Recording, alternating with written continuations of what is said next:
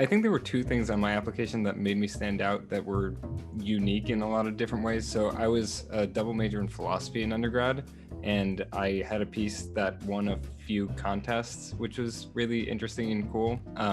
And I talked about that piece at a lot of my interviews, actually. So I think that made me stand out from a non-scientific point of view, because dentistry isn't all about science. So it's nice to have that perspective. And also, I had a lot of clinical experience because I started shadowing back in high school, actually, as a senior in high school. And I wasn't sure if I wanted to do dentistry or medicine at that point, so I was doing a lot of shadowing. I shadowed a lot with one dentist who I ended up working with for 5 years as an assistant. So I knew that I liked dentistry, and I made that very well known on my application. And I think that made me stand out as well. So I think that when it comes to activities, it's really about quality over quantity, sort of similar to what Joe is saying. Like, do activities that you're very passionate about and put time and effort into them. That's what matters most, more so than the actual activity. For me, I was an athlete in college, and I spent many hours doing that, which meant that I didn't do too many other activities outside of it. But I think just the amount of passion and effort that I was able to put into that one activity showed that I'm a dedicated person and that I'm willing to work hard, and that made me stand out as an applicant. So as long as you do something that you really love and you're able to show that in your application, I think that that is what matters most.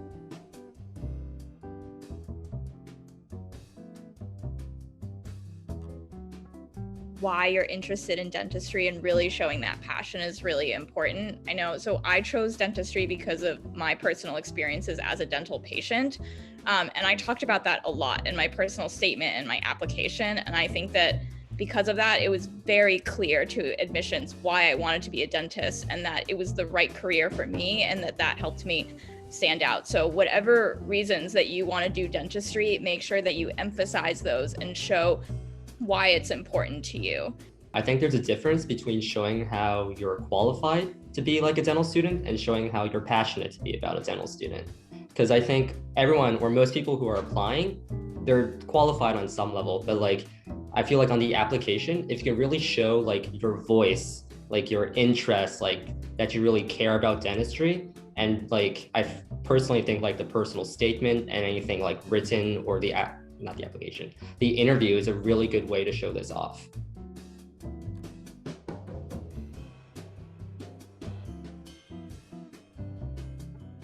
I had a double major in anthropology. That was my non-bio major. Joe, well, you already told us. Yeah, philosophy. Sorry, I'm back. We go. Nick, how about you? I applied as a psychology major. Okay, I like it. Alice? I was a neurobio major. Okay, and Mariam? I was a studio art minor. Look at all of these. NIcki, how about you? I majored in molecular biology and biochemistry. Our streak is broken. Oh well. Emily? Biochem, but also German. Oh right, that's cool. And Jenn? Biomedical Science.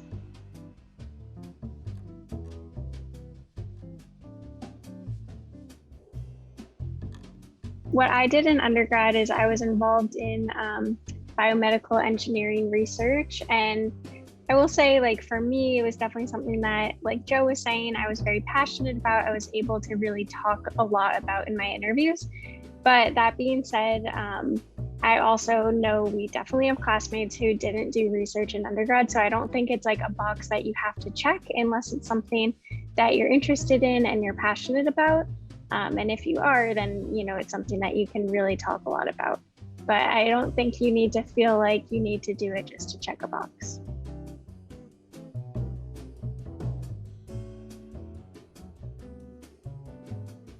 So the way I went about doing it was our school had a directory.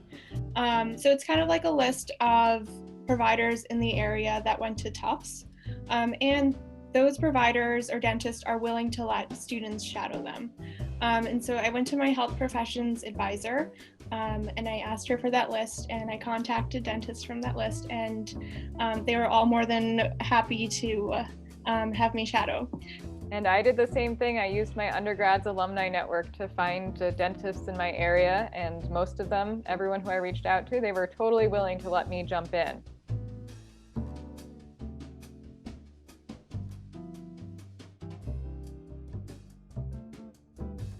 I took the DAT in between my junior and senior year during the summer. I started studying for the DAT probably like about the February of my junior year, but I did very light studying throughout the semester because, you know, I have like all that other coursework I need to deal with. But after the semester ended and the year ended, I pretty much just like studied every day, like over the summer until I took my DAT in mid-July. And like, I know a lot of people like to do their DAT like between their sophomore and junior years, but I decided to hold off a year just because I really wanted to have like a solid foundation on all of the coursework, so like your Gen Bio, your organic chemistry, all that stuff. So it'd be easier for me to take the DAT. Oh, and just keep in mind, like someone like me who did his DAT in between junior and senior year and was also applying at the same time, you're gonna need to be able to like balance the application cycle with your DAT. So just keep that in the back of your mind, like don't overwhelm yourself with one thing and forget about the other. I actually took the DAT between my junior and senior year as well. And my reasoning was that a lot of my classmates were taking the MCAT at the same time, and there weren't a ton of Predental students, so it felt like a good time to take the test because I was studying alongside people who were also studying for it.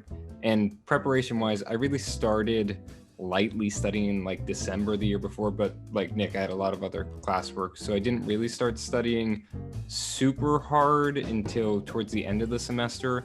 And then after finals in May, I took 3 weeks off from work and everything, and I just studied for those 3 weeks and then took the DAT in mid-June, I think. And then went into the application cycle right after that.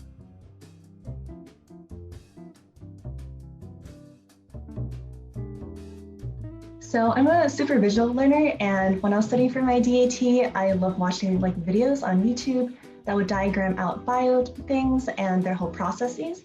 And then I'll basically copy those diagrams or make my own diagrams from like Cliff's AP Bio books. And I would explain them out loud to either a friend or to an empty room, even though it's kind of awkward. And I would explain them until I could talk through them no problem. And that helped me basically be able to visualize the whole process and be able to build a very solid foundation. So it's easy to add those little, small like details onto that kind of big tree that I already built. And for the other subjects like math, chem, orgo, and PAT, it really is practice makes perfect for those, but it is quality over quantity. So for like math, chem, and orgo, I created flashcards for every single practice question that I got incorrect. And on the back of the flashcard, I would put the entire step-by-step, instructions for how to get to the answer. And when I was going through the flashcards, I created 3 piles. One was my I don't know this at all pile, one was my kind of know this pile, and one was, oh, I think I know this decently.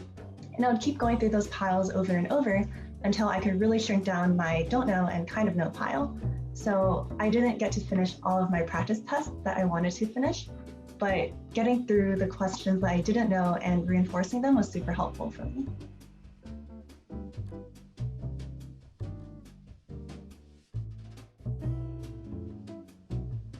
I like the destroyers. And Nick? Boot camp all the way. How about you, Alice? Having a friend to study with. That's a good one. How about you, Mariam? I'd say boot camp.